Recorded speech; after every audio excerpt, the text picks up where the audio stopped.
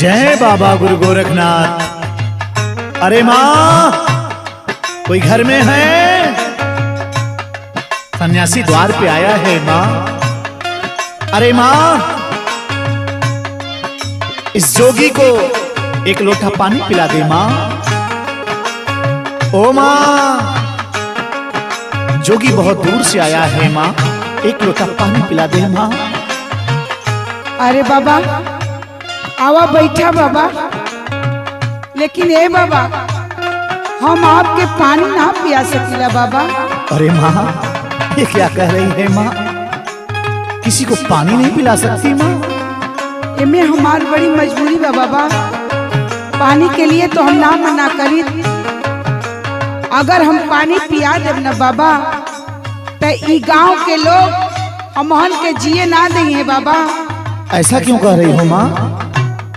हम का बताई बाबा, हमहन का छुअल पानी केहू ना पियला बाबा, तो हम आपके कैसे पियाई? क्यों माँ? सुना बाबा, मोरा छुअल पिया जानी पनिया नु हो, हमनी बाटी चमार।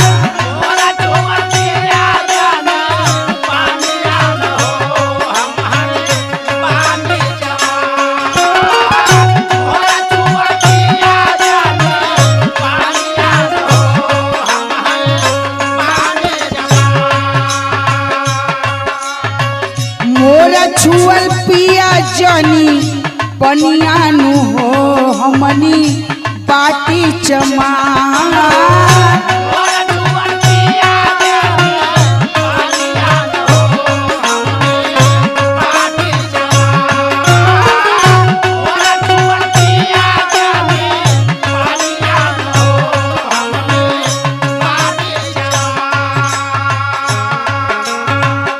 तो क्या हुआ माँ? मुझे प्यास लगी है माँ, मुझे पानी पिला माँ। हम कैसे पियाई बाबा पानी? बतौली ना, ये हमान का छुअल केहू पानी ना पियला, काहे कि हमान के चमार है जा बाबा। नहीं माँ, ये जात पाप कुछ नहीं होता है माँ। सब लोग भगवान के बंदे हैं माँ। किस भ्रम में पड़ी है माँ तू? आप ना समझत हवा बाबा। सुना, बताओ माँ। गौआ के हमारे जब लोग जइहा जानी, गौआ के हमारे जब लोग जइहा जानी, गौआ के हमारे जब लोग जइहा जानी, करी है दूर दशा हमके बाबा। हम आपके पानी ना पियाई बाबा, सोच के बड़ी घबराहट होता, डर लगता बाबा। नहीं माँ, तुम तो झूठे डर रही है माँ। सुना बाबा, बताओ। करी है दूर दशा हमके कोई परेशानी,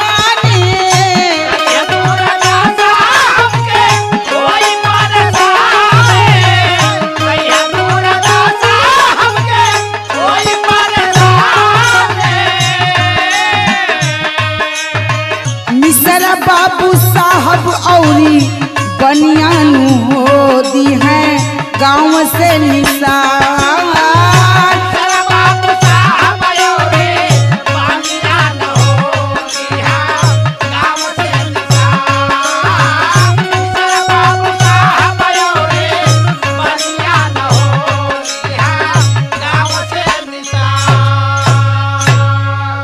समझ गेला ना बाबा, यही से हम आपके पानी ना देते बाबा।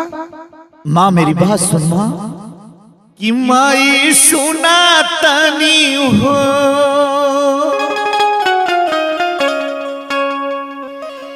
ये जात पात कुछ नहीं है माँ, सब भगवान की संतान है माँ। कि माई सुना तनी हो, माई सुना तानी बतिया हमार, चमारत सारी दुनिया।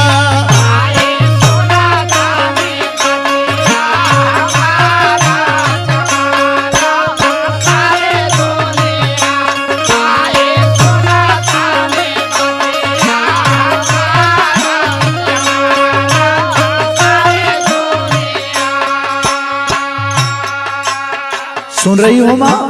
अरे बाबा, ये आप का कहत हुआ? सारी दुनिया चमार है। हाँ माँ सुन, कैसे चमार है मैं बताता हूँ, सुन। माई सुना तानी हो, माई सुना तानी बतिया हमारा, चमारो तो सारी दुनिया।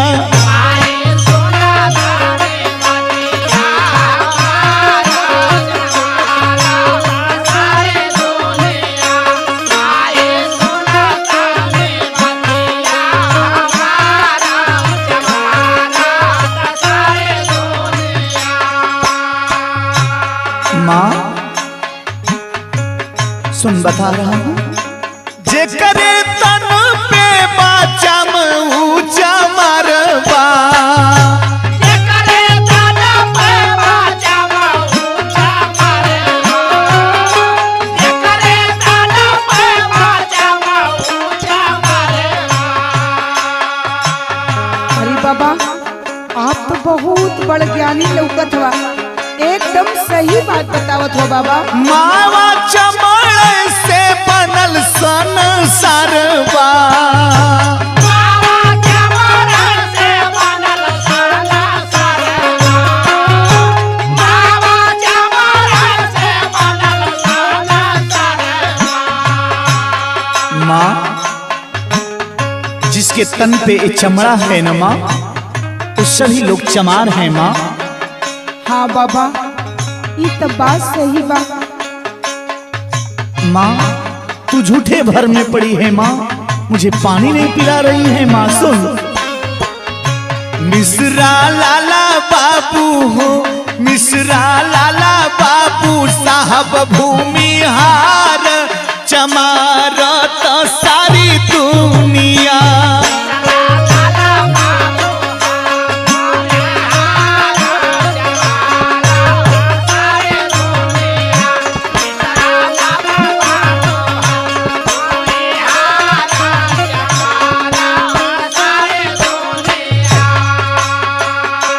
माँ चाहे मिश्रा हूँ, चाहे लाला हूँ, चाहे बाबू साहब हूँ, माँ सभी लोग चमार हैं माँ।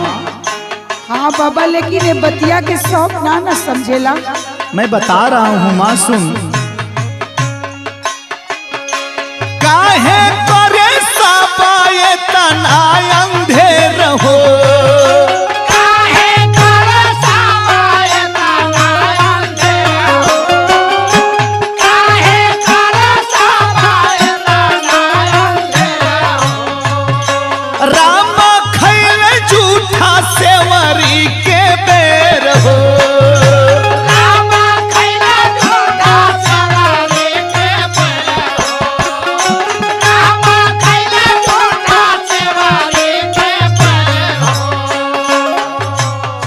समझ में आ रही है बात माँ? हाँ बाबा, हम तो समझते हैं बाबा, लेकिन लोगन के भी समझे के चाहिए ना। सुन माँ, उस युग में शूद्र परिवार से माँ सेवरी की झूठी बैर मर्यादा पुरुषोत्तम राम साक्षात नारायण उस सेवरी की झूठी बैर खाए माँ। हाँ बाबा, एकदम सही बतावत हुआ, लेकिन ये बात का केहू के ख्याल ना है बाबा। माँ सुन, तबो काहे नहीं हो, तबो काहे नहीं बदलल विचार, चमार तो सारी दुनिया।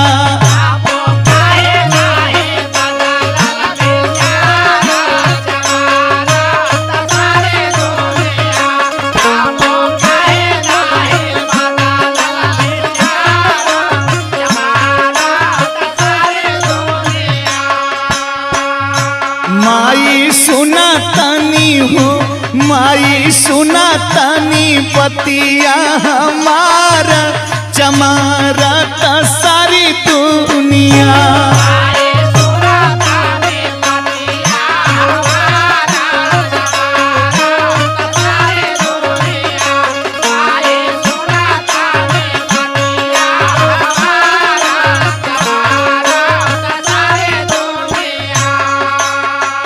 माँ मुझे बहुत तेज प्यास लगी है माँ, मुझे पानी पिला दे माँ। ना बाबा, हम कह देनी ना कि हम आपके पानी ना पिया सकीला। माँ तू नहीं समझेगी माँ, त्रेता की बात सुना दिया माँ, अब जरा द्वापर की भी बात सुन ले माँ। त्रेता छोड़ा सुना द्वापर दारा में नवा,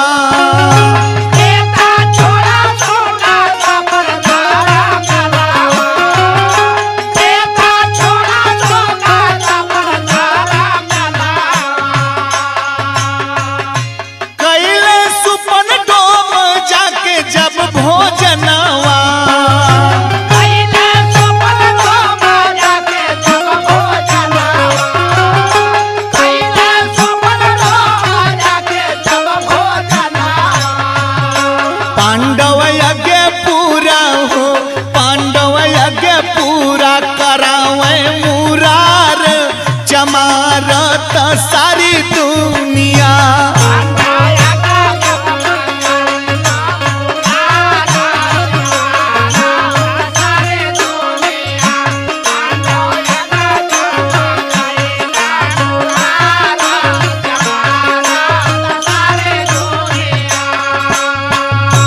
माँ जब पांडव लोग यज्ञ कराए माँ, तो शूपन डोम को बुलाकर अपने घर के भोजन कराए माँ, तब जाके उनकी यज्ञ पूर्ण हुई माँ। अब कलयुग की बात सुन माँ। सुनावा बाबा। सुना कलयुग कमाई तूची करिया,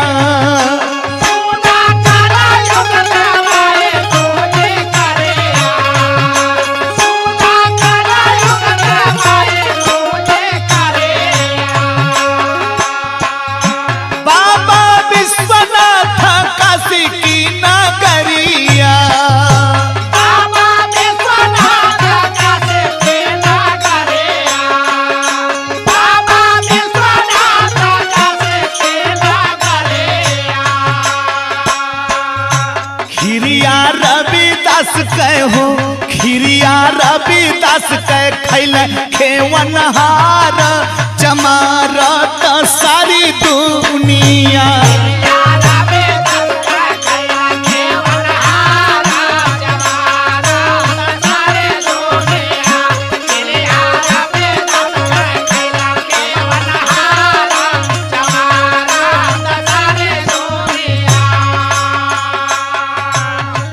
माँ इस कलयुग में भी संत रविदास जी के हाथ से खीर स्वयं नारायण आके खाए माँ। जब नारायण आके रविदास जी के हाथ से खीर खा लिए माँ, तो मैं तेरे हाथ से पानी क्यों नहीं पी सकता माँ? फिर भी हम ना पिया सकीला बाबा पानी। माँ तू नहीं समझेगी माँ, तू नहीं समझेगी, मेरी बात सुन। बदलल दुनिया जमाना कितना आज हो, बदलल दुनिया जमाना कितना आज हो, बदलल दुनिया जमाना कितना आज हो। कहिया जागी अपन दलित समाज हो,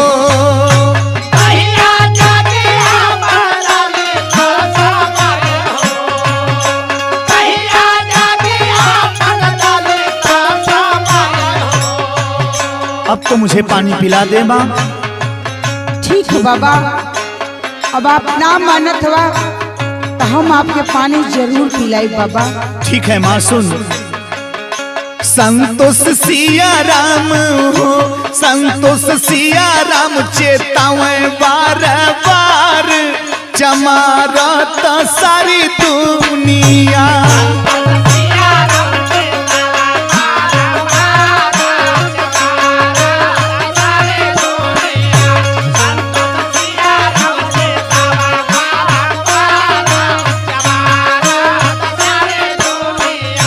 माई सुना तानी हो, माई सुना तानी बतिया हमार जमारत सारी दुनिया।